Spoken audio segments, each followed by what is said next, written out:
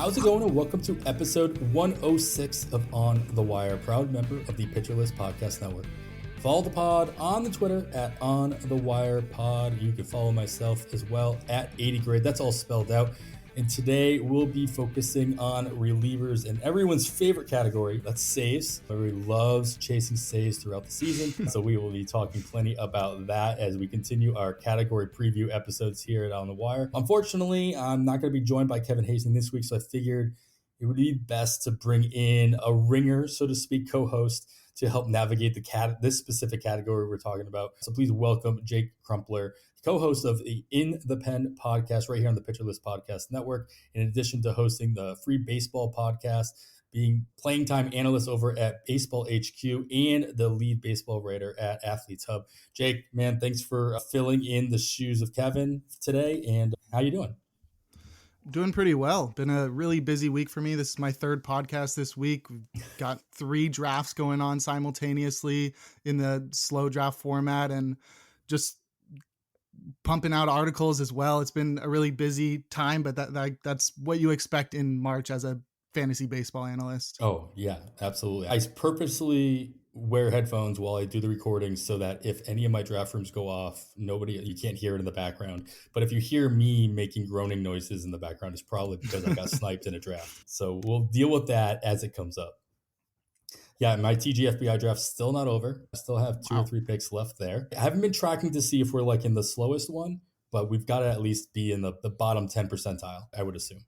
Definitely. If we had those little sliders, those savant sliders, ours would definitely be on the first percentile in draft speed. Yeah, I think that's about right. All right, like I said, we brought in Jake as a ringer co-host, but that's not enough, especially when we're talking about bullpens, relievers, and the saves category. So to help us break down this specific category, we're also bringing in our special guest, Doug Dennis. You should already be following Doug on the Twitter at DougDennis41. He's the lead bullpen writer at Baseball HQ, and he's been analyzing relievers for over 2 decades, so we're very lucky to have him helping us break it down today, whatever relievers can bring to the table, whether it's saves, ratios, whatever they can bring. We'll get into all that a little bit later, but right now, Doug, I'm just happy to have you, man. Thanks for joining us. How you doing? Yeah, I'm doing great. Thanks for having me on. You make me sound super old, over 2 decades of Lord. That's ancient sounding, but yeah, no, really happy to be here. I'm with you, Jake. It's a busy time of year for sure. I'm glad my TGFBI is finally over. It always feels forever, especially when it's starting out and you're like, okay, we're on pick 4. Hour 2, come on, dude. Pick your 4th guy. It's not that hard.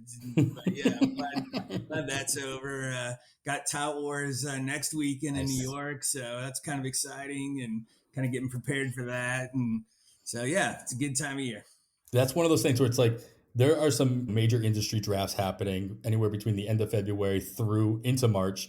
Tout, obviously, Labor already finished up as well. It's one of those things where it's like if your TGFBI draft isn't completed by the time your Razzball draft starts, that's like a measurement of like how things are going. And if your TGFBI draft's not done by the time you go to Tout, then we have issues. Yeah, absolutely. Without a doubt. I averaged 6 seconds in my TGFBI, so I held up my end. Holy. There you go. Do you even have a job? Just put it on. I was like, no, we're within 5 picks. I'll just put 5 guys down and I'll get one of them and don't worry about it for another day and a half or whatever long it is. I try not to, but I'm definitely guilty myself of like, all right, I'm on deck. Okay, cool. I got these 2 guys. I could put on auto, but I'm free. I know I'll have a pick soon. I'll just come back in when my little announcement comes on my phone. And then an hour later, I'll go, oh, crap. I'm that guy now. I do my best, but I'm definitely not at the 6-second mark, Doug. I commend you for that. That's impressive. All right, guys, let's get into some news. Some news has happened, obviously, in the last week since we recorded last. Jake and Doug, we got some starting pitching injuries. Surprise. Shocker. We're about 2 weeks into spring training and starting pitching is starting to go down. Jake, we'll start with you here in New York. Mets are going to be without Jose Quintana for a little bit as he was diagnosed with a fractured rib. Ouch. And so my question to you, are you team David Pederson or are you team Tyler Megill for that open spot? Or are you team Field? Is there somebody else that the Mets could squeeze in there rather than those 2 guys? Who are you looking at to fill that spot? I'm definitely looking at one of those 2 guys. There's sort of two ways to answer this question. Who do you think the Mets will choose to put there, and who do you want the Mets to put there? I think the Mets will put Megill. He was the opening day starter last year. You got to feel like they prefer him over whatever other option they have there. I know they were forced into having him as the opening day starter last year, but they seem to have some confidence in him. I want David Pederson to be in there. The slider he's got is absolutely crazy. He's seems like a guy that could really break out this year as long as he reduces the walks a little bit. So I'm team David Pederson. I've been wanting to draft him in these deep 15 team drafts that we've been doing across the fantasy industry, but I just haven't been able to get myself to do it because I didn't think he would have the rotation spot, especially still competing with Megill for that sixth spot. But now that he does have a shot at winning that over, or is the clear sixth guy if Megill takes it, I'm really enticed to take a shot on him towards the end of drafts or even earlier because he's got a big chance of breaking out. Regardless of skill set, Doug, do you agree with this? I tend to agree that Pederson might actually be the guy, if for no other reason. Quintana was the only lefty in that rotation, and Pederson's the only lefty that they have really as an option to fill that spot. Do you go in the same direction, or are you more Megill? I like Pederson to actually get it over Megill for that lefty reason. But I would tell you the thing that this is mean. Sorry, Jose Quintana. I actually think Pederson's better than you. And so this might actually help the Mets. Sorry, but I think it helps the Mets. They might actually be better with Quintana sideline. And I like Pederson in the rotation. I've taken him in a couple of draft champions leagues, and I'm super happy about. I shouldn't say I'm super happy about having a fractured wrist. I'm super happy that I've got Pederson there. There you go. And Gill. I think Gill's really good too, but I think it's the lefty need that they have or feel like they have that may give him a leg up in now. But man, I think the Mets might be better by subtraction. That's how that works sometimes. Yeah, I think it's just the lefty, the southpaw, and the Mets also don't have a day off for quite a while. They start off with 8 straight games. Whoever gets that spot is going to get at least 2 turns in that rotation to start the season. And I would venture to guess, especially with a 4-game stretch with Miami, they're going to want to put a lefty in there in that first series. So I think that you're going to get starts out of whoever fills that spot, which, yes, I tend to agree that it's probably going to be Pederson. In LA, Doug, we have Tony Gonsolin going down. He rolled his ankle. Looks like, I believe it was ended up being a sprain. He's going to be out for the start of the season. Not so much feel free to give me your take on Gonsolin, but I'm more interested in how you think the Dodgers are going to fill his spot in their rotation with all the young guys that they have coming up. They're all in spring training. They're all pretty much performing pretty well. Where do you think that they might do more of a piggyback situation so that they can limit their innings from the get-go? Or do you think they're going to give it to one guy? I think they'll probably give it to Ryan Pevia, but I don't think they'll have a quick hook. It'll be like, okay, Pevia, go give me 3 great innings, and then we'll go from there because they have so much depth. They have depth at the starting. They got depth for relievers, and they don't have to rely on somebody giving them 7 innings. They can see how it goes, but he's been pitching really well since he's in spring training so far, and he's a high thought of guy in their farm system. So I think he's probably going to be the guy. I've seen Bobby Grove mentioned. I just find that amazing. Like, Bobby Grove, where did you come from? Like, you came out of nowhere like a meteor or something. But he's good too. What they may do is, but I just think they'll only have one of those guys on the opening day roster, and it'll probably be Pep. And you're going to see all these guys at some point or another during the season anyway. It's not if Gonsolin didn't get hurt, they'd never see the light of day. They'll all get turns in there somewhere along the way because that's how the Dodgers play it. Jake, are you willing to stash any of these other guys? We're talking about Bobby Miller, Gavin Stone. Guys are not on the 40-man. They're at spring training. They got their invites, and they're all performing pretty well as well. But to Doug's point, Pepio and Grove have really stood out. They're on the 40-man. They've obviously have some major league experience under their belt. The Dodgers have a history of having Dodgeritis. All their pitchers get Dodgeritis at some point during the season. Do you see the situation where either one of these other guys, Pepio or Grove, could run away with a job and kind of hold back the other guys? Or do you think the Dodgers aren't going to have any of that and they're just going to make sure all these guys get a look throughout the course of the season? There's definitely a shot that they go with a multitude of guys in that role. Like you said, they're known for using a plethora of starters throughout the year. And the fact that they have so many young guys feeds that narrative that they could go with a bunch of different guys throughout the year. I think Pepio obviously is the favorite. He threw over 120 innings last year, so you could see him pushing 140 this year, which could mean that he holds the role throughout the year. And he was really good in the minors last year, like 2.56 ERA and a 31% strikeout rate at AAA. So he seems to have the best skills. But outside of that, I don't think I have a favorite. Probably Bobby Miller. I thought it was funny that Doug mentioned Bobby Grove, that he came out of nowhere. And that's because he did come out of nowhere. You combine Bobby Miller and Michael Grove. That would be quite the picture right there. This is what happens to old people. I mean, it just happens. It's unfortunate.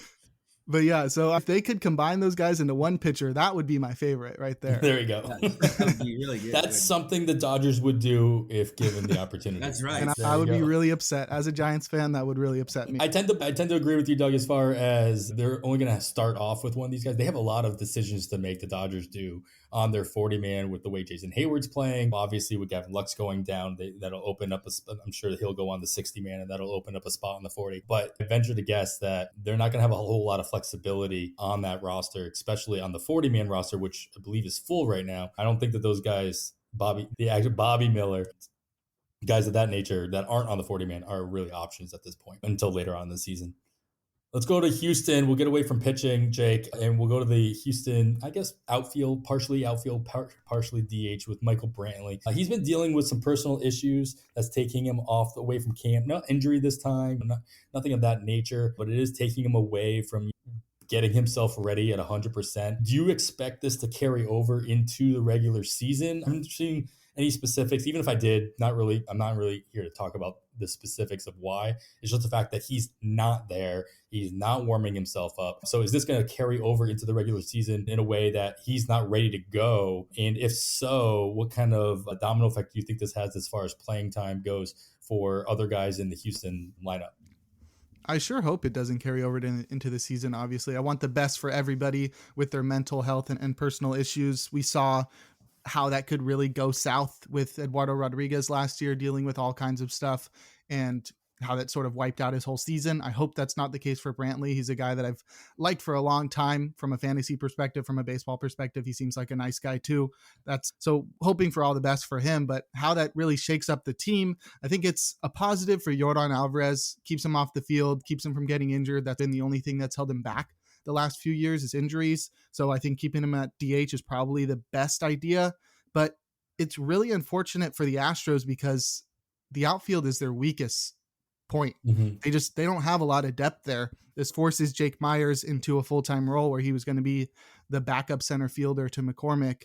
And outside of that, there's not really too many guys that I'm super intrigued on.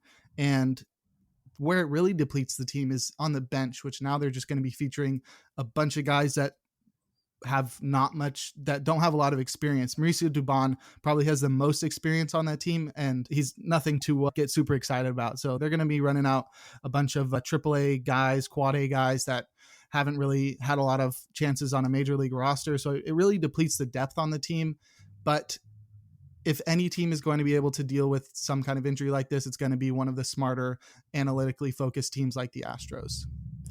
Yeah, that's probably fair. A guy that I drafted in a couple places in my draft and holds, Yanyer Diaz, is somebody that I'm keeping an eye on here, just because obviously they have Maldonado behind the plate and and Corey Lee as their backup. But Yanyer Diaz is on he is on the 40-man. He had his little cup of coffee last year, spending most of the time at DH. He's only UT eligible in NFBC leagues just because of that. But if we're going to lose one of their primary DHs, if there's an opportunity besides a spot behind the plate opening up for Houston, this would be the time, at least maybe to start the season.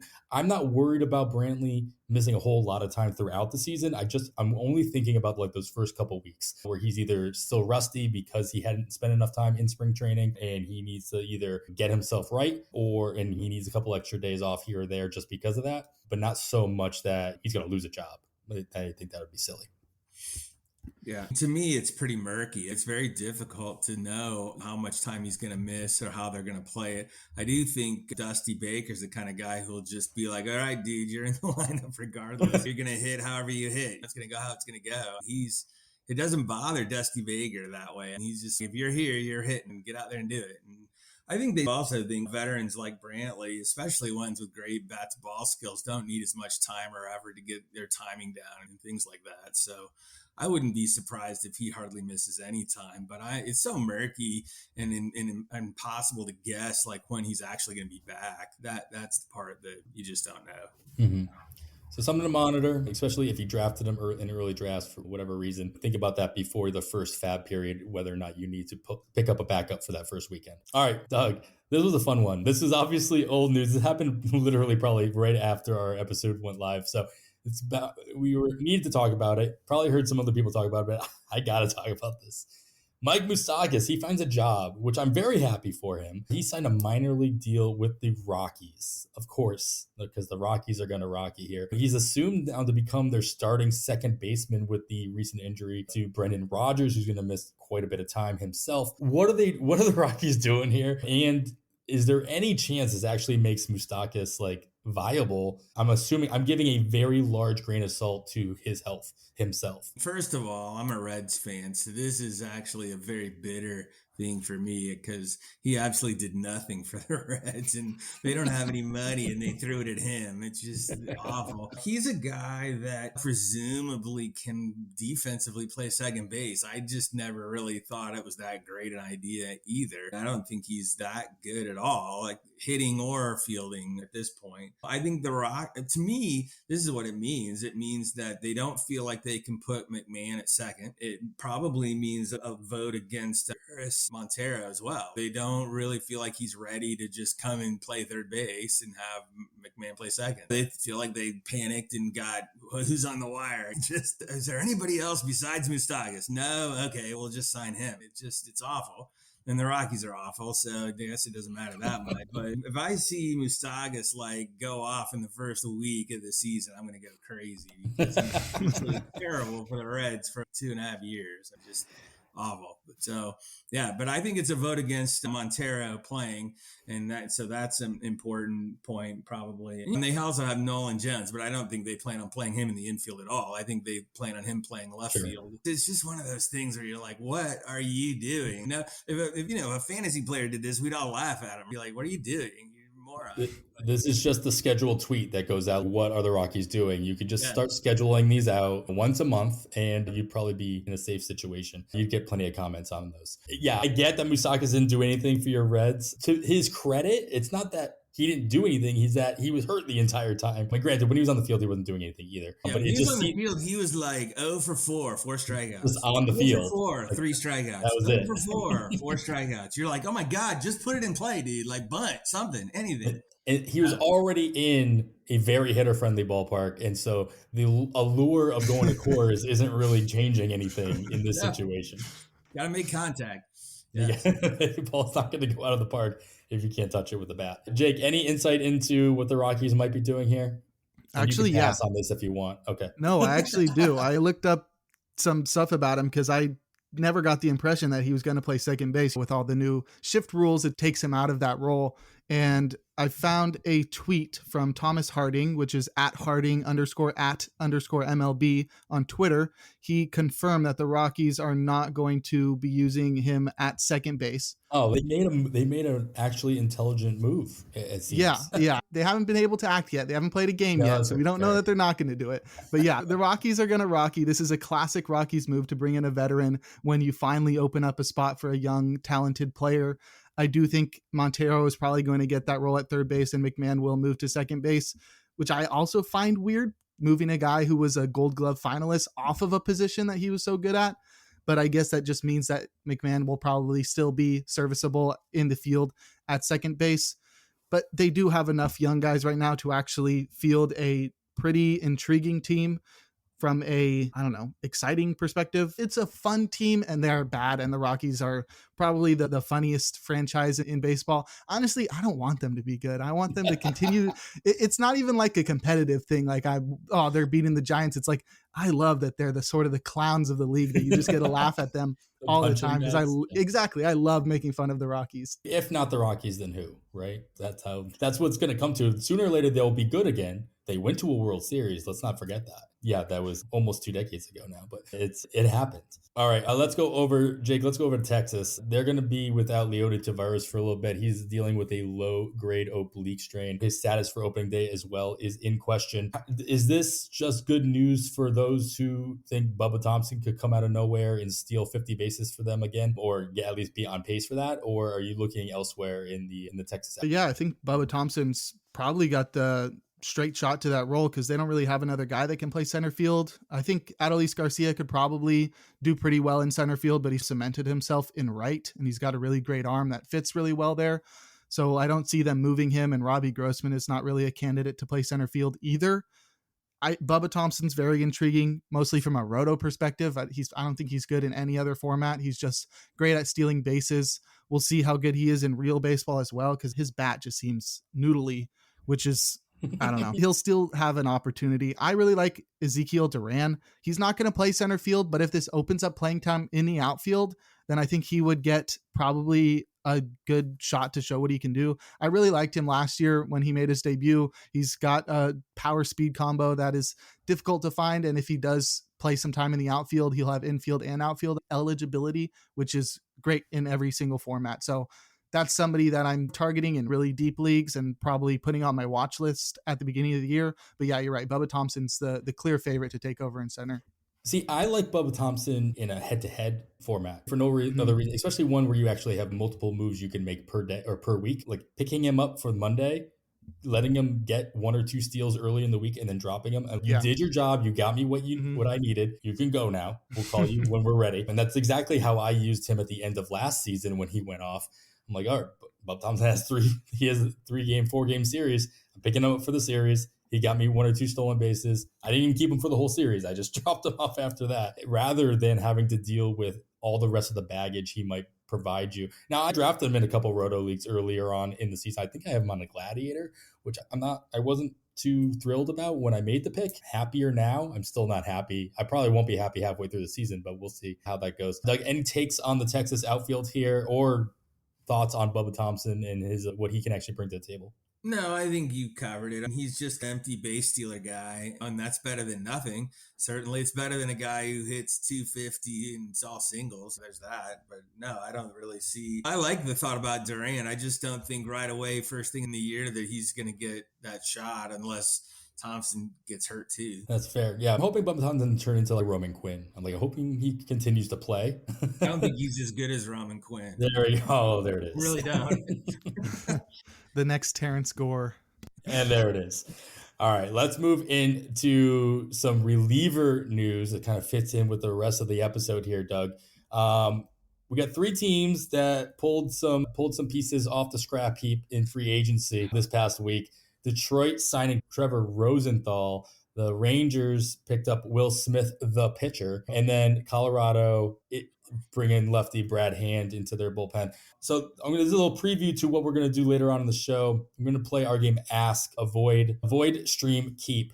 And really what I want to know from your perspective, which one of these guys has an actual shot that you would trust to actually roster? You have to roster one of these guys. You have to. Which one do you trust the most to actually give you something beneficial, at least in the first half of the season, if not the entire season? And which one of these 3 is I'm going to avoid completely? The one that I would roster is Will Smith, and I don't even think it's close. I think Will Smith actually can pitch, for one thing, and the other 2 can't, so that makes it a little easier. Being in Texas is cool. I think it's good for them to have a nice lefty to add to their staff. I think he could get a handful of saves during the season supporting Leclerc. Leclerc seems to get hurt every time he gets the job. If that happens, Smith will be right there as one of the options.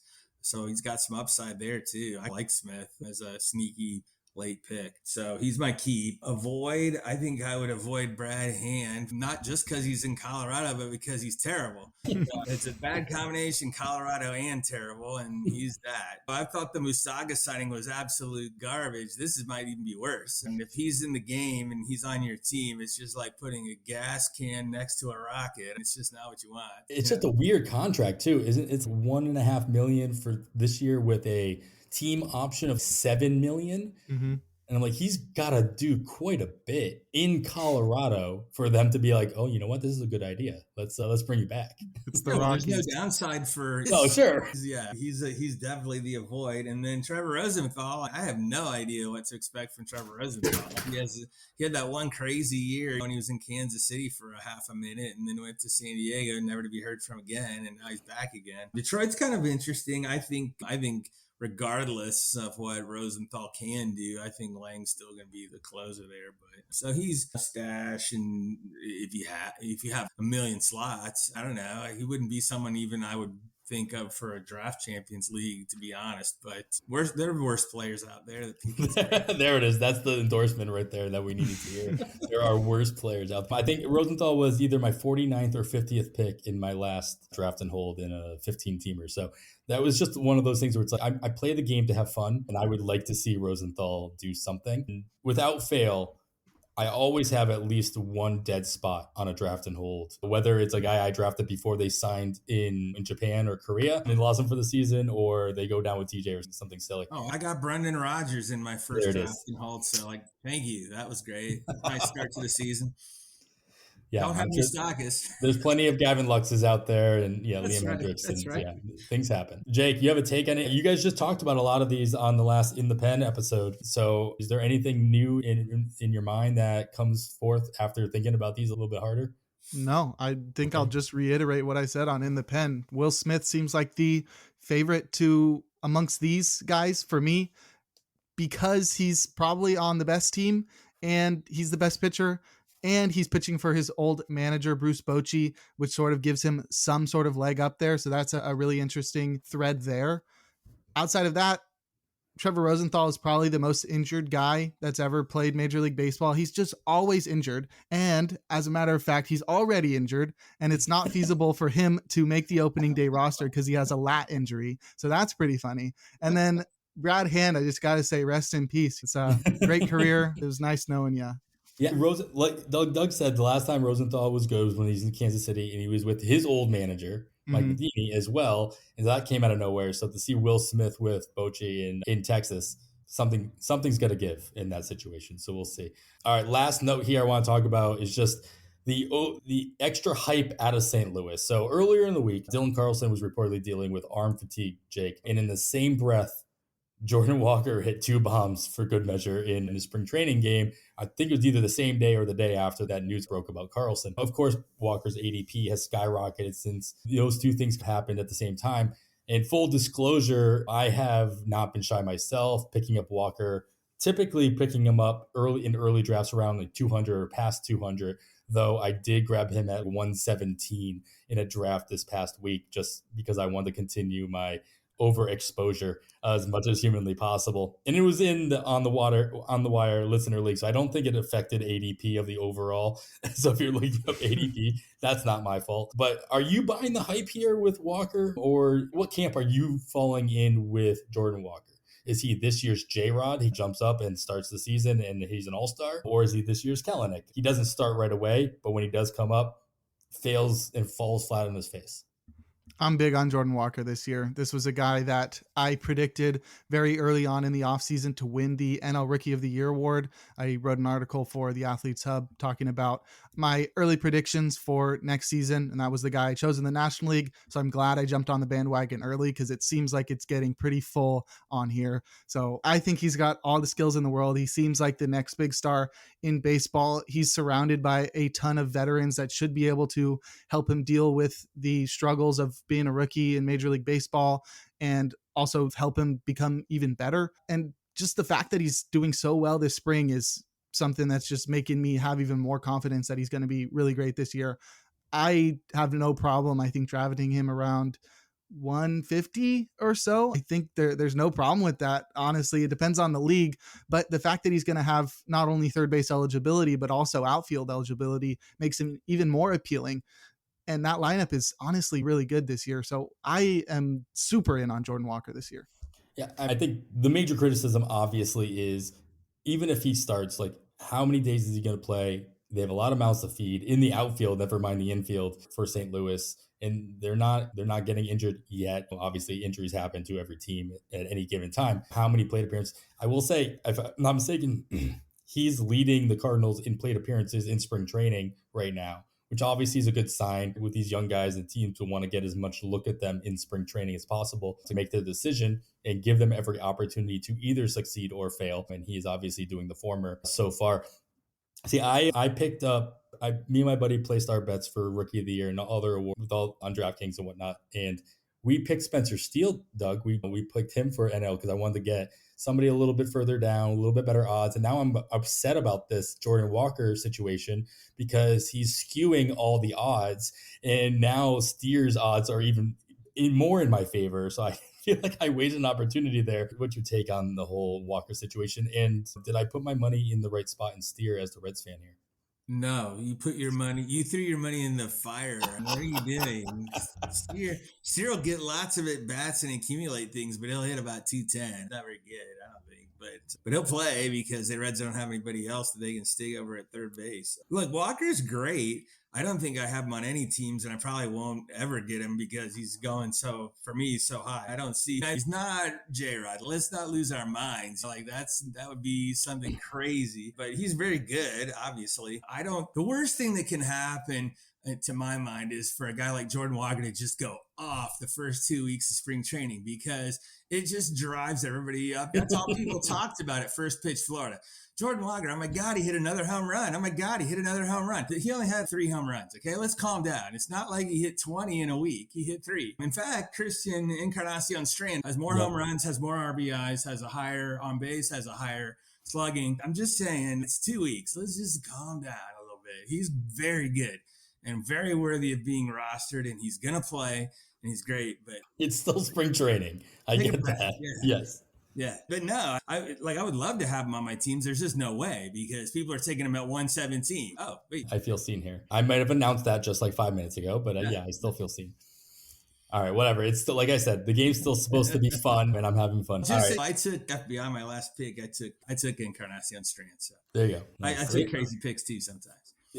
Sometimes that has to happen. And TGFBI is usually that place where all of those picks, especially in the last 5 picks, they end up happening. Yeah. All right, guys, that's enough news for today. We're going to get into the kind of crux of the episode where we're talking about the strategy revolving around drafting relievers, specifically when it comes to saves, but we'll get into other areas in which they can help us out as well. Before we do that, we do have to take a quick break. All right, we are back. You are still listening to On the Wire. I am Adam Howe. I'm joined this week by Jay Crumpler, and we are lucky to be joined by Doug Dennis of Baseball HQ. And guys, we're going to get right into it. I want to get the thought process of you guys when it comes to drafting relievers in 2023. And this may have changed for either or both of you over the course of the last 1 or 5 years of drafting. We've obviously seen some trends shift in different formats. But Doug, let me get your take first. In going into 2023 drafts, how important is drafting saves or targeting saves? And does it matter what kind of format you're in, or do you draft the same way? Well, I think it matters the format for sure. I tend to do very well in draft champions by throwing darts late, and it works out fine. I try to get one guy, and then I try to throw darts, and I get a second, maybe third guy during the year in those kinds of leagues without too much trouble. That's how I handle those leagues.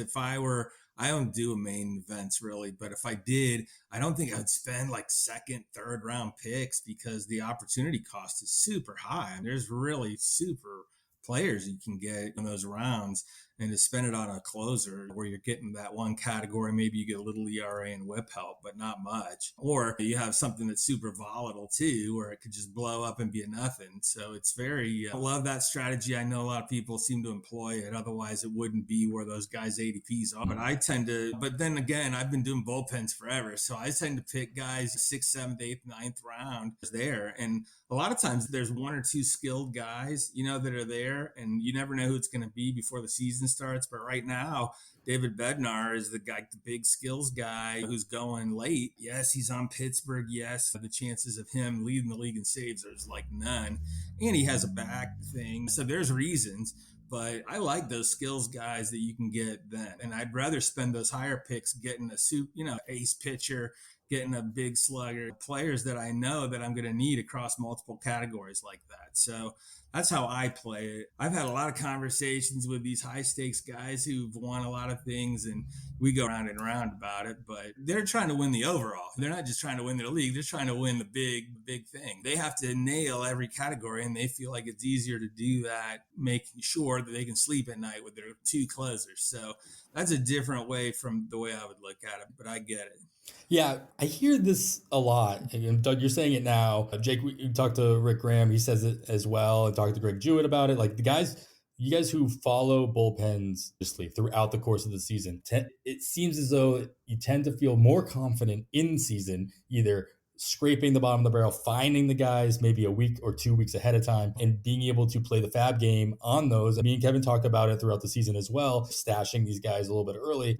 And then Doug, you're talking to the guys who play the main event and been successful, getting those guys early and being able to sleep at night. There's definitely two schools of thought. And I think it really has a lot to do with their comfort level of looking for these guys. How much time and effort are you going to want to put into it throughout the season? Do you think you're more successful finding that next bat that's going to get more playing time the week after, or working platoon roles that are depending on who's coming up in the rotation for the next series or the next two series, or streaming wins or whatever? So I definitely hear that from you, and I hear that a lot. Jake, are you targeting your saves? Are you looking at a guy early? Are you looking at two guys so that you don't have to worry about it? Or are you comfortable, again, scraping the bottom of the barrel and kind of working your way throughout the course of the season?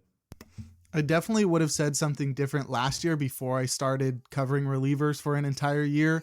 I'm, like you said, I'm in that mode of I feel comfortable with my ability to evaluate relievers, find the sleepers, get guys during the season. So I'm comfortable waiting.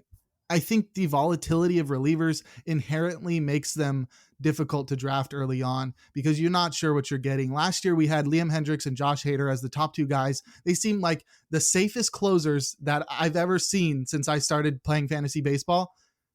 Hendriks didn't bust, but he did fall back a little. Hader was awful. He had an ERA over 5. It was mostly in the second half. He was great in the first half, but that's the sort of volatility you get when you're pitching in such small samples. So I'm avoiding early relievers. I think they just keep going earlier and earlier each year. I don't think I'm drafting one inside the top 75, to be honest. There's too many options later on. I really want to target the guys in the middle tier. I want to get a couple sleepers at the end of the draft, throw some darts, see who I can hit on. I think the middle tier is really strong this year, and I think there's tons of volatility towards the end of the draft because so many bullpen situations are up in the air that there's so many sleepers that are really appealing. So I'm willing to wait, trust my ability to read Rick's articles and have him tell me who to get. Yeah, there you go. And also myself. There you go. Yeah, it seems as though if you're drafting like myself and you start drafting in October, November, and you draft throughout draft season, you see a pattern, right? Like I'm much more willing to go after solid relievers in my November drafts than I am in my March drafts, where there's a lot more clarity. It's like the opposite of starting pitching moves up as you get closer and closer to the season because of the injuries, because the crowd thins out a little bit more, and those solid pieces become less solid. The reliever field seems the opposite. Like more situations become clearer as spring training goes on. Either guys get hurt and there's less options so that you know who the guy's going to be at least opening day, as opposed to drafting in October where you have a good idea that maybe 4 guys are going to be the closer on opening day by then. At least that's what I've been seeing. Doug, do you have a different opinion on that? Because I see you shaking your head over there. Well, no, I don't have a different opinion, but I give it a month. Like it looks real clear right now. And then like by April 15th, it'll be, these 4 guys that we thought we could count on are gone. And now you're going to have to get another guy. So I think that I get a lot of relief pitchers in draft and holds because I can't fab them and I don't have any ability to get them later. So I just start grabbing guys that have good skill sets across different teams and hope somebody hits. And typically 2 do. But if you ask me right now which 2 they are, I would have no idea. And then in leagues where you can fab, you just have to be smart about it. That's all. The thing that gets me is when teams like, I have the perfect team, but my closer went out. So I'm going to blow a crazy amount of fab early that then you end up needing later in the year and ruin your team. And so there's a lot of people who wreck on the rocks of trying to replace saves, and that sucks. People should try really hard not to do that.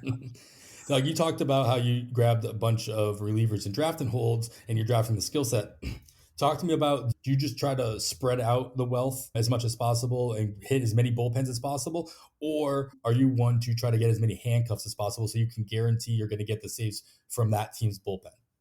I try to get, this is pretty simple, it's a very simplistic, but I try to get relievers who have at least a 20% strikeout percent minus walk percent. And that narrows the number down considerably. Some bullpens have 4 or 5 guys like that. If they do, and I start getting them 1 or 2 of those, then I do want to handcuff them because, you just don't really know how that's going to end up. But there's a lot of bullpens where there's only one guy like that. And you're like, okay, I got to get that guy. He's not the closer right now, but he might be the closer by May 1st because he's the skilled guy in a bullpen full of crappy guys. So that's a good situation. I think I have just Jeremy Estrada and Albert on like all my draft and holds, both of them, because there's no way I want Michael Fulmer, and I don't really trust Hughes. And I think Brad Boxberg is like a zombie at this point. It's just, I feel pretty good. Maybe they won't hit, but I got them late and it didn't cost me that much, and they have better projected skill sets. So that's what I'm looking for. Last year, I got all the Seattle guys, because they all look pretty good, except I didn't get Steckenrider because he looked bad. And then at this time of year, it's like, oh, Steckenrider's going to be the closer. I'm like, oh, no, like that's terrible. But of course, come on, he's had bad skill set. Like, it worked out fine.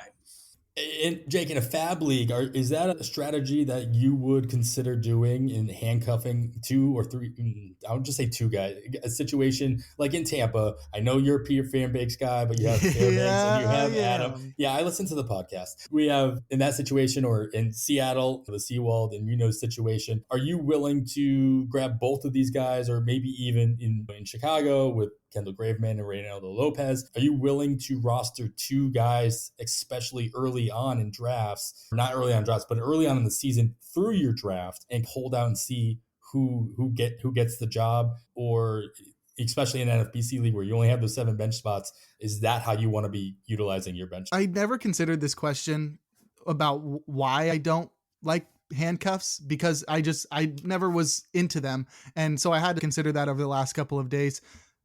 I think the reason is it limits the upside that you're taking when you pick these pitchers.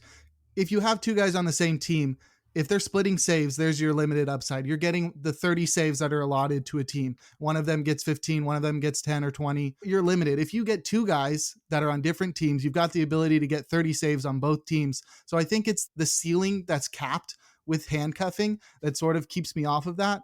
I'd rather just take a shot on a guy that has the ability to take over the closer role late in drafts. Like you said, Chicago, Reynaldo Lopez could get the 30 saves, and then take my Pete Fairbanks earlier on with the possibility that he loses the role or shares the role. And then you're still getting 45 there rather than the 30 that you get from Adam and Fairbanks combined. So it's all a ceiling thing for me with handcuffs. Get that. Yeah, I think the situations that I think I'm most interested in doing handcuffs is the White Sox situation where we're still not 100% sure who's going to be in that role. And both these guys, at least the 2 top guys, Graveman and Reynaldo Lopez, are going late enough where the investment is not hurting you on either one.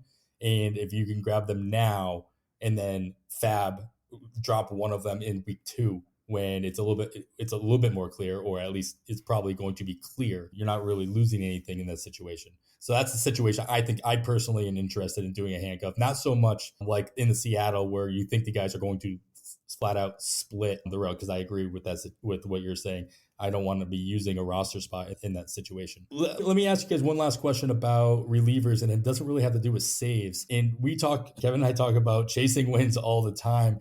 Doug, can you target vulture wins rather than vulture saves throughout the season by following who's going to be the first man up out of a bullpen rather than the last man up at the end for saves? Or is this just a fool's errand and a guessing game that you're playing?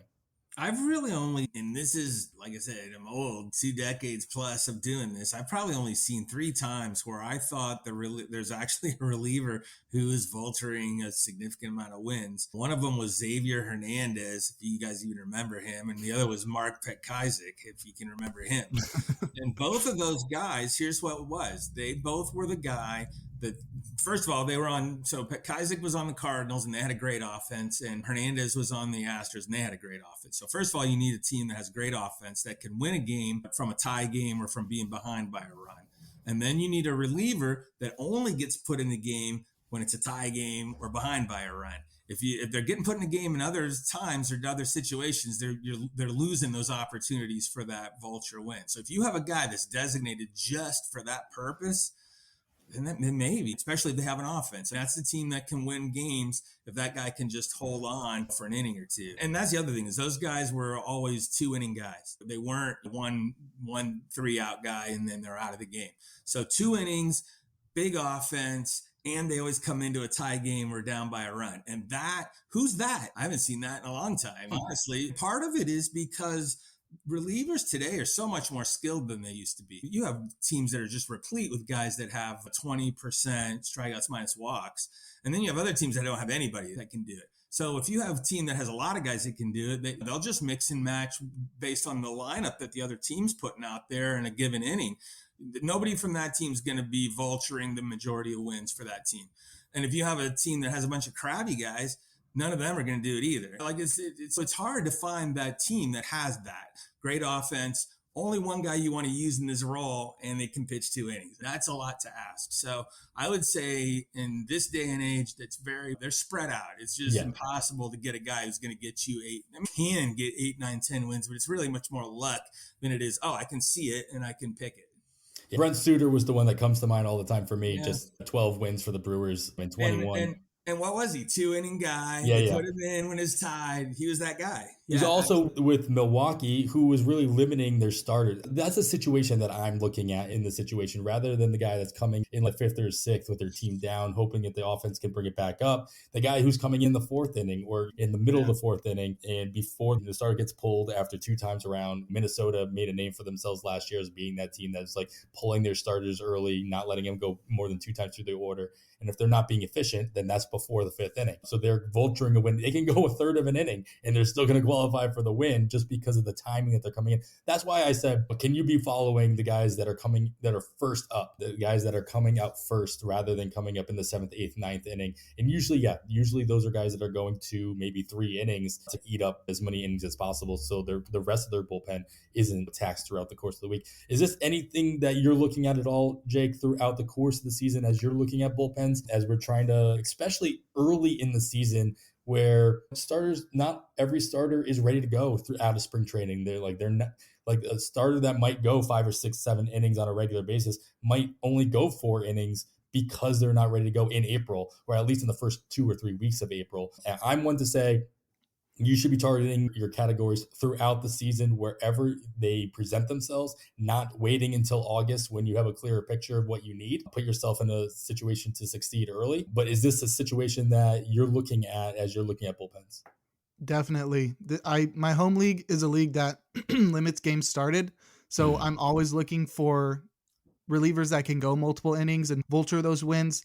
It is smart to point out that those are really difficult to find, just wins in general. But if you find the right guys that are doing the same thing, like you find that archetype of guys that's going multiple innings, like Doug said, on a team with a strong offense, you said, Adam, on a team that limits their starting pitchers, those are the guys to go for. We actually saw a few guys last year that maybe didn't get a lot of wins, but were filling that role. We saw Garrett Whitlock do that for a lot of the year in Boston. We saw Keegan Aiken do that at the beginning of the year in Baltimore. Michael King was the big guy in New York before he became a late end reliever. And even Aaron Ashby, before he moved to the rotation full time, was a guy like that. So the people that I'm looking for are relievers that were starters, basically. The guys that are forced into a bullpen role so they can go multiple innings. If I have faith in them as a pitcher in general, I'm going to have even more faith in them when they're in the bullpen. And the fact that they can go multiple innings and are likely to be used at the beginning of the game will give them a leg up on vulturing wins like that.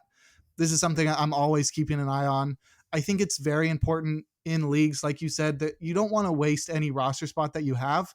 So if you're having trouble deciding what to do with that starter that you've been stashing on your team that either hasn't been called up, hasn't reached his full potential, or a mediocre reliever that you haven't really seen do what you want him to do, let him go. Just take a reliever that you think could maybe get you a couple innings a week, 5 innings a week or whatever, 3 innings a week, and possibly vulture a win, vulture a save. Those guys are going to be much more valuable to your team than empty roster spot. Yeah, that's fair too. And I'll echo something I've said quite a few times is I'll be looking for those relievers, especially those middle relievers that didn't pitch all weekend. So you have a Hmm. general sense that they're going to pitch on Monday or Tuesday, and they have more opportunity throughout that week. They're setting themselves up to getting 3 appearances instead of 2 appearances in the week, and hopefully they're getting 2 inning stints each time, and they can volume their way into start SP1 type numbers throughout the course of the week. All right, that's all great stuff, guys. I really appreciate it. The insight into all of that and the draft strategy kind of revolves around that when it comes to relievers, especially when it comes to when you're targeting your saves. Right now, we are going to I put together a couple of groups of pitchers that are going really late in drafts, specifically targeting 12 teamers, but at least one of these groups would be readily available at the end of a 15-teamer for sure. And we're going to get into that little discussion right after the second break. All right, guys, we are going to play a little bit of a game. We played this 2 or 3 months ago. It's a game we call Ask. As I said during the news section, guys, it's avoid, stream, keep. So I got got 4 groupings of 3 pitchers in each group, and I'm going to force you guys to choose one of these guys that you would have to keep on your roster all year round. You could not drop them. So you have to have some level of confidence, at least in comparison to the other 2, that they're going to be useful to your team. One of these guys you would be forced to stream or even stash on your bench throughout the season. So you could drop them, pick them up, thinking that they're going to be continuing to be available. And the last one is you have to avoid them. You could not pick them up. You have absolutely no confidence in them. At least in comparison to the other 2 in this grouping. So Doug, I'm going to start here with you. The group 1 is these guys either presumed to have a job or they are the favorites, especially based on ADP. These guys are going at an ADP of 230 to 260 range in the online championships over the last month or so. We have Kendall Graveman of the White Sox, Jorge Lopez of Minnesota, and Carlos Estevez of the Angels. Which one of these guys are you avoiding completely, keeping on your roster all season, and which one would you be forcing yourself to either to stream on and off? Shaving it very close. They're all very similar. I will say that I'll just start with who I would avoid. I would avoid Jorge Lopez. Jorge Lopez is the presumptive favorite to be the closer on opening day, but he has a 22% strikeout rate and a 12% strikeouts minus walks, and that is terrible, and I don't want it. I'm avoiding that, and I would put him on your roster if I could. That would be a fun game. That would be, yeah. If it's one guy I could put on people's rosters, that would be the guy. Because I think people want him, and he'll be terrible, and they'll be trying to get rid of him. Between the other 2, it's very tough. I call him Graveman. You guys call him Graveman. I don't know how to pronounce his name. Anyway, Graveman. All right. What? I'll go with that. Yeah, I don't know what it is. I'd have to ask him, but he's at 16% strikeouts minus walks. I don't really like that either. I didn't think he was that good last year. And he had that little run when he was with Houston. That was nice, but that was a while ago. I actually think Ronaldo Lopez and I actually think Joe Kelly both are better pitchers than he is. And I think both of them have just as equal a chance that by opening day it will be a closer. I don't think it necessarily is going to be him. I would say that he's my second least favorite of the 3, and that just leaves. Look, Estevez has had a pretty bad spring so far, but this isn't unusual for relievers. It takes them a while to get their mechanics down and whatnot, so I'm not super bothered by really bad numbers early. And he has a 17% strikeouts minus walks, which isn't my favorite, but it's better than the other 2 marginally. And then the other thing, too, is there isn't a Lopez and Kelly in that bullpen for the Angels. So I think he'd be the guy that if you forced me to take one, I would take him, but you'd have to force me because that is the point of this game. I'm trying to put you guys in the most uncomfortable situations that I could have thought of. And so that's what you guys have to look forward to when coming on this show. So I appreciate you playing along, Doug. Jake, do you have any other differences of opinion? Doug's got Jorge Lopez as his avoid. Kendall Graveman sounds like he's the stream on and off if forced to. And then I use a different S word, but I'm not allowed to say it on air. So. I appreciate it. Nick Pollock appreciates that as well. And Carlos Estevez would be his keep if I'm forcing him to keep somebody. Do these guys fit in the same range, or do you have a different opinion on any of them? It's going to be pretty disappointing from a content perspective, but I literally exactly the same as for me. Jorge Lopez has the stiffest competition, and his skills are not incredible. We saw how much he fell off when he went to Minnesota last year. I think he still steal some saves, but Yohan Duran's one of the best relievers in baseball, even after just one season. So he's got such stiff competition there. So he's the guy that I'm avoiding. Kendall Graveman, not much else to say there. What Rick has been saying a lot is guys that get a lot of ground balls, like Graveman, these sinker baller guys, are much better used in the fireman role, where they can come into a situation where they need a double play. And that's exactly what Graveman can do, akin to the guy. Thank you. His name slipped my mind. Nobody does ground balls better than Clay Holmes. Exactly. Yeah. So I think that's what Graveman fits, where it seems like he's the closer. There are other guys in that bullpen that I think have better skills, and he's a guy that would fit better in a get you out of a jam role. And Estevez is very interesting, leaving Colorado. Like Doug said, really been struggling so far in just less than 2 innings in the spring, which sort of gives you some pause. But he really has very little competition. There's lots of veterans in the Angels bullpen, but nobody that I'm like super pumped about. I will put in the little disclaimer that Ben Joyce could be really interesting if the Angels are competing, but we'll leave that for another time, probably during the season. But Estevez is definitely the guy that I would draft here and keep. All right, Jake. Well, then we'll have you start us off here. And in the category I'm calling, these guys had the job once. They might have it again. They're all going between ADP of 300 to 320. We got Giovanni Gallegos in St. Louis, Taylor Rogers now in San Francisco with his brother, and then Jason Adam, as we talked about earlier, in Tampa Bay. Who is your void? Who's your stream? And who's your keep of this threesome? I think my avoid is Jason Adam, just because I know I'm going to have Pete Fairbanks on all of my teams. And you don't want to handcuff. I get exactly. it. Yeah. I don't think his skills are bad. He was really good last year. The Rays know what they're doing. They get the most out of their relievers, and I'm sure he's going to have at least a handful of saves, but it's just not a situation that I'm super appeased by. I don't think he's going to be as good as he was last year. Actually, I'm guaranteeing you he's not going to be as good as he was last year. And I don't see the upside there with that much competition. Gallegos is the guy I would stream because he does always seem every single year to at least get a few saves. 2021, he was competing with Alex Reyes. Reyes got the majority of the saves in the first half of the season, fell off in the second half, and Gallegos took over. Last year was the opposite, where it took Helsley a while to take over the closer role in the second half, and Gallegos was getting saves in the beginning of the season. But that sort of seems like a minor Seattle Mariners situation, where it's like you got the Andres Munoz and Helsley, where it's the fireballing guy that's really enticing, but probably doesn't have the stamina or whatever to take the ball on more than 2 days in a row. So Gallegos could have his fair share of saves. It's probably going to be like 7 to 10, but I think he's going to be very solid, and that team's going to be really good. And that leaves Taylor Rogers as my keep. That is not a homer pick. I do like him on my Giants. That should be cool. But it's hard to trust that Camilo Doval is going to be the closer all year. He led the team in saves by a wide margin last year, but this is a young guy. The Giants have a manager that is known to mess around with the closer role. They may want to keep Doval from pitching a bunch of days in a row. Taylor Rogers is by far the most experienced reliever in that bullpen, has gotten a lot of saves in years past, was very unlucky last year. He's a lefty, so he's a good counterpart to Doval in that if you got a bunch of lefties coming up in the ninth inning, he'd be the go-to guy there. I just think he's got a really good shot at going like 35 to 45% of the saves, which is very solid for a team that's going to be somewhat competitive. So he's definitely the guy I would be targeting, just because he's going to get you good ratios. He's going to strike out a lot of guys, and he's probably going to get the most saves of this group.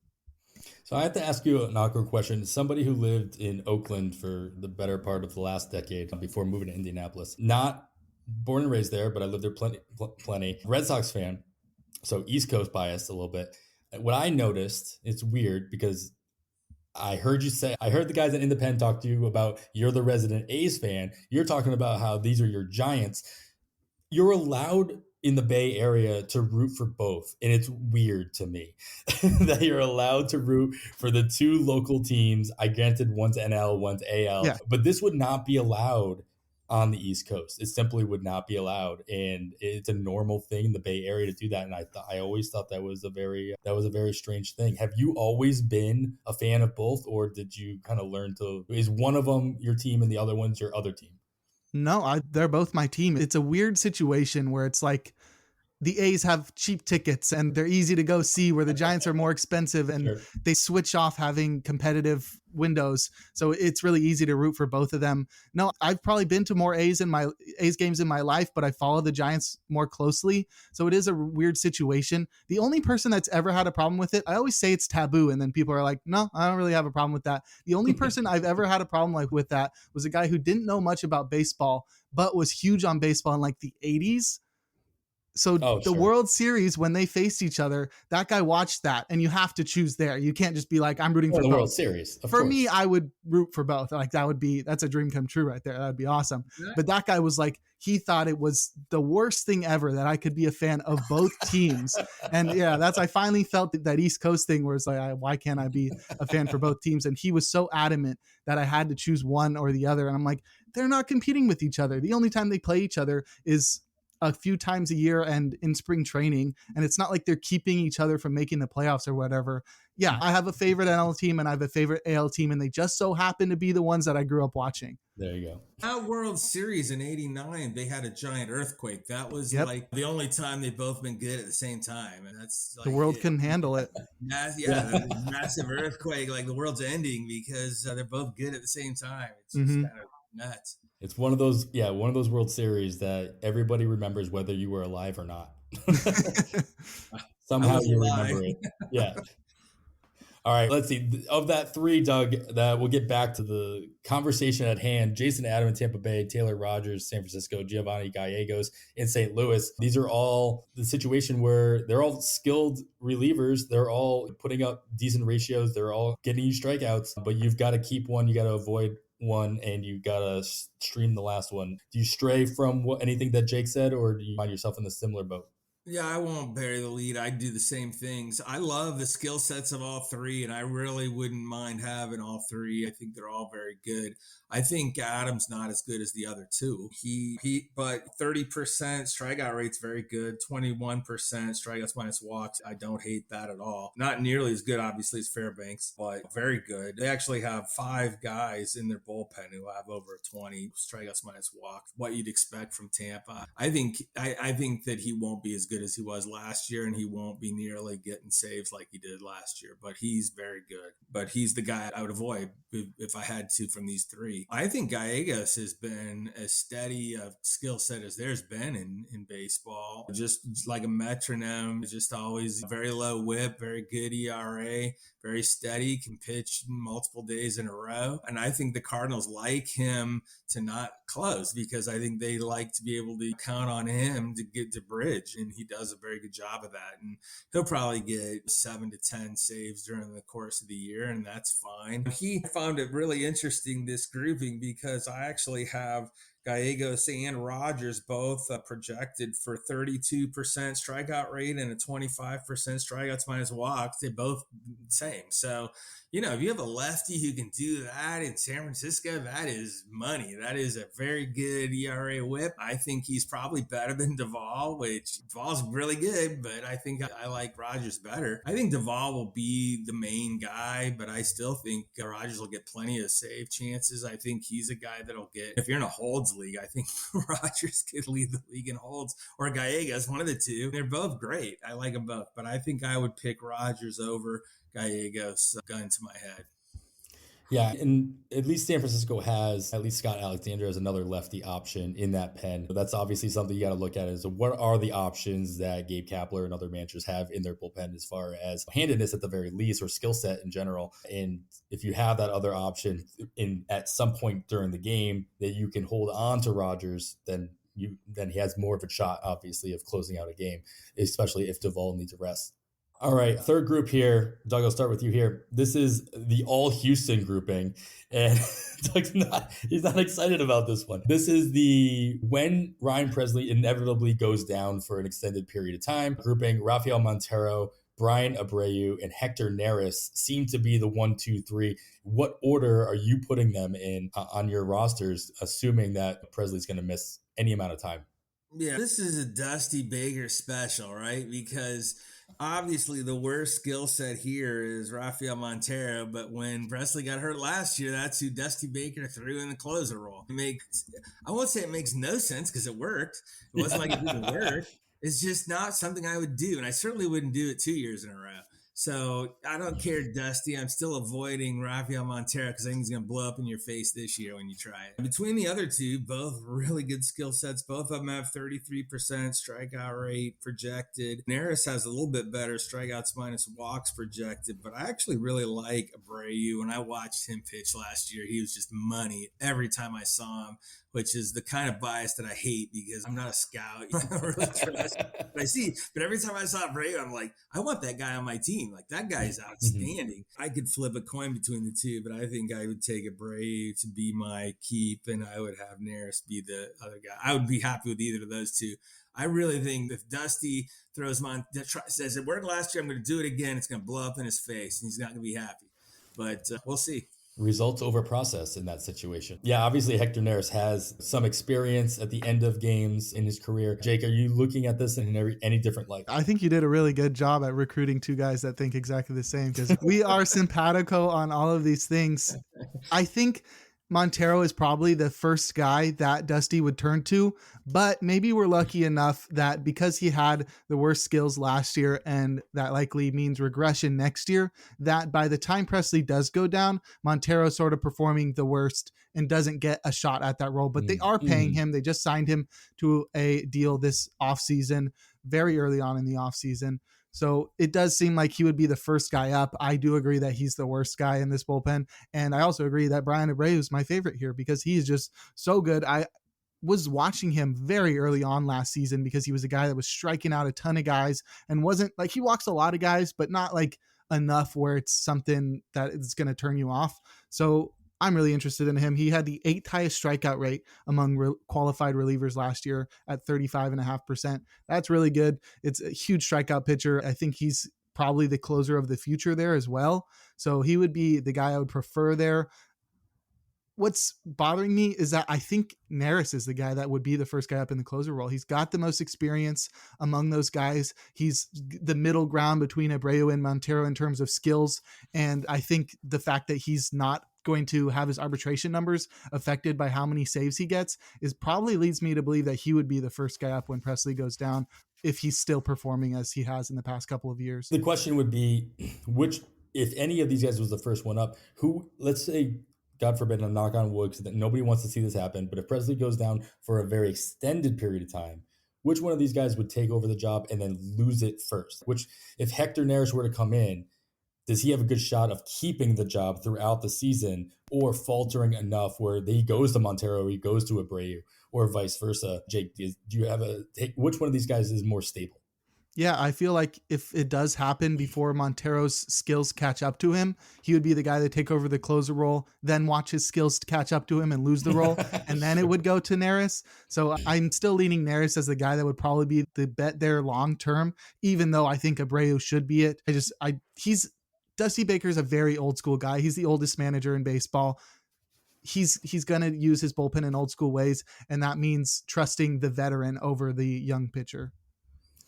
All right. Let's talk about some bad situations now. We have that awkward situation that hopefully we don't even have to actually think about in season, but you probably will, to these situations that we are forced to think about just because we have no idea what's going on and they're ultimately just not on very good teams. Jake, start us off here. We got Trevor May in Oakland, Hunter Harvey as an option in the Washington bullpen, and then Brandon Hughes, the only lefty of note in the Chicago Cubs, who was the favorite at the end of the season and in early drafts, I think. But in what order are you putting this threesome?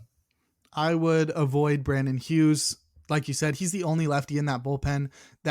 I'm usually fine with a lefty being the closer, but if you're the only guy in the entire bullpen that's a lefty, that presents a problem because you can't use him in other situations when a bunch of lefties are due up in the lineup.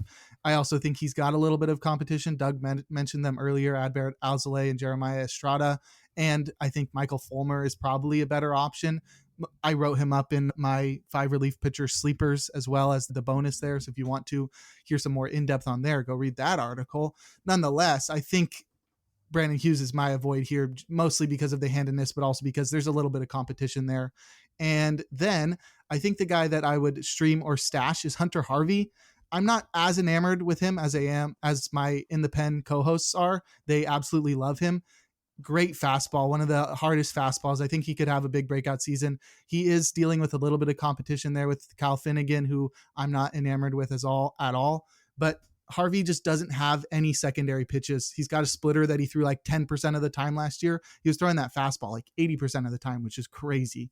But it's just not good enough to carry it all by itself. He needs a secondary pitch. I think he needs to throw that splitter a bit more, but I'm not convinced that it's an elite pitch that should be thrown more than 10% of the time. So that's my only problem with him there. Also, he's on a terrible team. Speaking of terrible teams, there you go. The Oakland A's. Yeah, I love Trevor May this year. I'm so surprised he is going this late. I think his ADP in NFBC Draft Champions drafts since Valentine's Day is post 300, which is crazy. I know a lot of people are talking about Danny Jimenez taking over the closer role or even starting the year as the closer, but I think May is clearly the guy there, and that's why I would take him as the guy to keep. He's the highest paid player on the A's for 2023. If that doesn't convince you that he's going to be the closer role, then let me say that they have no reason not to trade him. The best way to hype up a trade candidate is to make him a forward-facing member of the bullpen by giving him a lot of saves. Hype him up, market him to the rest of the league, and then trade him at the deadline. That does limit his ceiling because I doubt he's a closer on any other team. But if you just have him for a few months where he's getting all the saves in Oakland, that's really great. And then you can trade him to an unsuspecting co-manager or like competitor in your league. That's probably the best way to go about it. If you're concerned about his skills, go look at his underlying metrics or go read my 5 reliever sleeper articles. And I think there's just the situation where it's just, he's got the role. Yeah, I lost my train of thought there for a second. There was one more point I wanted to make, but I made it in the article. I think in general, I think your point about Trevor May being traded at the deadline and Oakland's going to want to showcase him a little bit more holds true because they can trade Danny Jimenez as well. They can trade their other relievers who they already have value because they have more control on their young contracts. Look what Seattle was able to get with Eric Swanson. He wasn't the closer. He was just very good at his job. And so you can have these younger guys that have control still perform in still high leverage or at least medium leverage roles without having to put them at the forefront on the closer spot. Something to think about. I think the Oakland could trade many relievers, especially after we're seeing what other teams have been getting back in the reliever market on the trade market. Any other insight into any of these situations, Doug? Do you feel any differently than what Jake's saying for the sake of feeling differently? Or I do, actually. I'm different on this way. So here's the thing. They're all gross and terrible. So I don't like I would avoid them all if I could. But not the game. I get it. And also, let me just say, yes, Eric Swanson got traded, but he was actually not terrible. So you can trade a not terrible reliever. If you're terrible, who wants you? Like, go to Colorado. It's really kind of ridiculous. So let's talk about Trevor May. Why did Oakland spend all this money on Trevor May? Trevor May's coming off an injury. He's projected to have a 23% strikeout rate and a 14% strikeout minus walks. Gross. On the other hand, it's probably better than anybody else they got. It's certainly better than Danny Jimenez. He's 24% and 12%. Zach Jackson has an okay strikeout rate, but he walks everybody. So, you don't want him. Yeah, so Trevor May's probably the guy. You may get those saves, those 8 saves or 10 saves or whatever Oakland wins. But on the other hand, you're also going to have a bloated, horrible ERA and WHIP because he's not good. So, for me, Trevor May he's my stash. He's the middle guy. I agree with what you said about Hughes. I think Hughes is more valuable as the lefty guy for them in leverage. I actually think he has a little bit better skill set, but I think they have better guys than Hughes to use that are right-handers. So I think Hughes is my avoid. I don't think he adds any value to anybody's team in the role that he'll be on the Cubs. If they use him as a closer, then they need to fire their manager. It just makes no sense at all for him to close. And so that leaves Hunter Harvey as my keep. And all I'm really hoping for is injury, because if that's my keep, I don't want him playing. So that's how I look at him. He had a good, 3 weeks at the end of the year last year, and everybody's hanging their hat on that 3 weeks. I remember all the times where Hunter Harvey was supposed to be the guy for Baltimore over and over and over again. And he was either hurt or terrible. Yeah, he's my keep, but I'm really kind of rooting for him to be hurt like he usually is. So you can throw him on the IL. Yeah. Yeah. I don't know. I have to agree or disagree so much with the Trevor May hate. If you look back at his last 4 years before the injury riddled struggles of 2022 and after the missed season of 2017 when he had Tommy John surgery. From 2018 to 2021, across 175 innings pitched, he had a 3.33 ERA, a 1.14 whip, and a 32% strikeout rate. That's really good. And I think the one thing about relievers on bad teams is that when they win, they don't win by much. That opens up a lot of opportunities to save a lot of games. So if you're worried about a guy on a bad team not getting a lot of saves, it's still there. We've seen a lot of guys lead baseball in saves or have a lot of saves. Shane Green is an example of them for the Tigers a few years ago. Guys on bad teams can still be good closers. As long as they are the closer. Exactly. I agree with that. As long as they're the closer and as long as they're not terrible. I will fight back a little bit on May being terrible, though. It's been a while since he was good. That it's is been a fair. while. When he was in Minnesota, I will say this. When he was in Minnesota, he was always a guy that I was getting on my list. Because I kept thinking he was going to be a closer back then, but it's been a while. So. Yeah, he's getting up there in age. The skills are definitely declining. He's not going to return completely back to his old days, but you never know. I don't know. Maybe pitching in the garbage can of O.Co Coliseum or whatever the heck it's called nowadays will inspire him to get out of there. That very well might be the name. So for Oakland A's fans, they don't have a lot to root for. Yeah, so get us some prospects. He better not be terrible. Get us some prospects with Trevor May, please. I just didn't think he'd probably have as good a chance of getting hurt as Harvey, so that's why I wanted Harvey. Yeah. No, you got fair point. Strategy.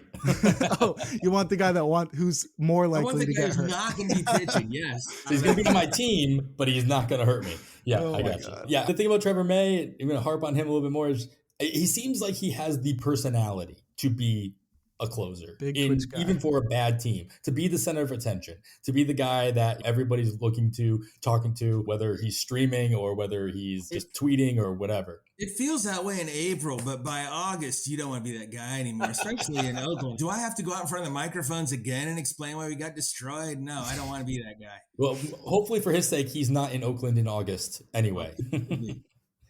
All right. I think that's enough awkward situations that I'm going to put you guys in for one podcast. So I really appreciate you guys playing along here. And that's ultimately, I think that's going to wrap it up, though.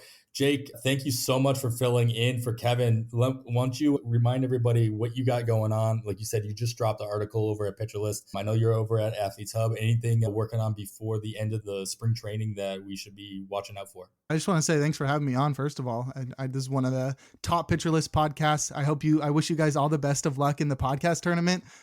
Unfortunately, In the Pen didn't make it. Next year, though, we're going to win. But yeah, thanks for having me on, first of all. Second of all, yeah, I'm working on all kinds of stuff, articles for Pitcher List, all kinds of stuff all over the place. The Athletes Hub, I'm hoping to put out some rankings articles before it's too late, before those are totally obsolete. But yeah, I do a podcast over there called Free Baseball, where we go every week, Wednesday after 9 p.m. Eastern time.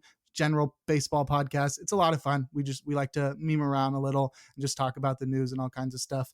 And yeah, outside of that, just doing playing time analysis for Baseball HQ, which great website. I'm sure Doug can vouch for me on that one. Yeah, happy to. Yeah. So you can get me on Twitter at DougDennis41. I hang out there quite a bit. I will be on tomorrow at Baseball HQ's having a pod marathon, whatever, streaming thing. I'll be on with Greg Jewett at 1:30. That'll be fun. I always like hanging with Greg, just like I like hanging with you guys. This was fun. I actually enjoyed this a lot. So thanks for having me on. Yeah, I appreciate it. And just finished up first pitch, like you alluded to, it glazed it over earlier in the show. But how was Florida? How was first pitch Florida? How did that go? It was good. It was really good. I only went to one game is the problem for me. I could go into more games, but I could only be there for a short amount of time. But it was action packed. There was presentations left and right. There were a lot of great, smart people in the room. And at this time of year, everybody's in the middle of drafts and doing different things. One of the things that I love about the fantasy baseball community is that people aren't, unless you're a high stakes guy trying to win the overall, you're not keeping everything close to the vest. You're just like, this is what I think, this is how I'm doing it, whatever. Especially people who are putting out content. They're just very interested in what everybody else is thinking, and they want to tell you what they're thinking, and it's fun. It's really fun to be in that kind of environment. It's fun in the fall when we're in Arizona, but it's even more fun this time of year because everybody's right in the middle of it. And we're talking about the drafts we're in as we speak, those kind of things. So I really enjoy that a lot. And so it was great.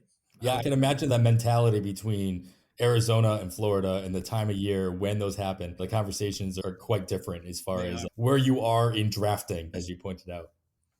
Yes. All right. If anybody listening is not aware, yes, make sure that you are checking out the first pitch events that the Baseball HQ puts out, of course, in Arizona during the fall league and during spring training in Florida. And it's you've heard us talk about it on this show many times. I have yet to have the pleasure of attending one of them. Hopefully I will change that next year. Kevin's been a whole bunch and obviously can attest to how much fun they actually are. Check those out. Check out Baseball HQ and all the work that these guys are doing there. Of course, at pitcherlist.com, all the articles that Jake's putting out there as well. And listen to In the Pen and all the streams that Baseball HQ is doing as well this weekend. So a lot of content. March is no. You can find content if you look. You don't have to look that hard. And these are two places that you're going to find some really good stuff. Make sure you're following both these guys on the Twitter. You can follow us on the Twitter at On The Wire Pod. Make sure you're giving us a rating and review as well. That goes a long way. And that's going to wrap it up for episode 106 of On The Wire. Once again, I want to thank our guest, Doug Dennis, and my co-host today, Jake Crumpler, for joining us. After all that, I am Adam Howe. On behalf of Kevin Hastings, thanks for listening, and we bid you goodbye.